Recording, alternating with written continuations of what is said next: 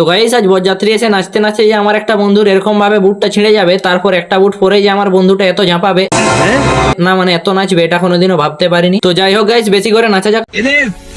আরে না, মানে ভিডিওটা প্রথম থেকে শুরু করা যাক। হ্যালো গাইস, আমি টোটো না, তোমরা তো জানোই আজ আমি যাচ্ছিলাম বরযাত্রী। জায়গাটার নাম হলো ছত্রি, আর আমার একটা বান্ধবী হলো এখানের পাত্রী।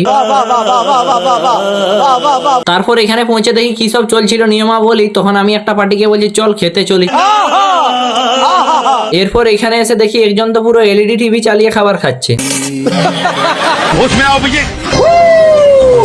তো গাইস ওইখানে খাওয়া দাওয়া চলছিল বলে আমি চলে এলাম নাচতে। এরপর এখানে এসে কিছুক্ষণ নাচানাচির পর দেখে আমার একটা বন্ধুর বুটটা ফেটে গেল। তখন ও বলছে আমার বুটের সোলটা যেতে পারে খুলে, তাহলে তো আর আমি নাচা যেমনই না ভুলে, তখন একটা বুট পরে নাচতে শুরু করে দিল।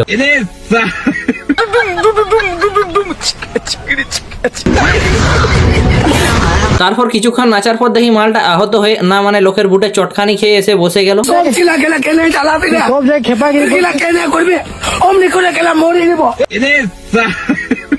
তারপর চলে এলাম খেতে। আর হ্যাঁ গাইস, আমাদের নাচা আর ঘড়ির টাইম দুটোই হয়ে গেছিল একটু ওভার, তার জন্য তো আমরা ঠিক মতো খেতেও পারলাম না খাবার। এরপর হালকার উপর কিছু খাওয়া দাওয়া করে এসে দেখি বিয়ে কমপ্লিট হয়ে গেছে। তো যাই হোক গাইস, তারপর সকাল হতে সবাই মিলে চলে এলাম বিদায় দেখতে। তারপর সবকিছু কমপ্লিট হতে চলে এলাম বাড়ি। আর হ্যাঁ গাইস, আমার এই ভিডিওটা যদি তোমাদের লেগে থাকে ভালো, তাহলে আমাকে একটু করে দাও ফলো।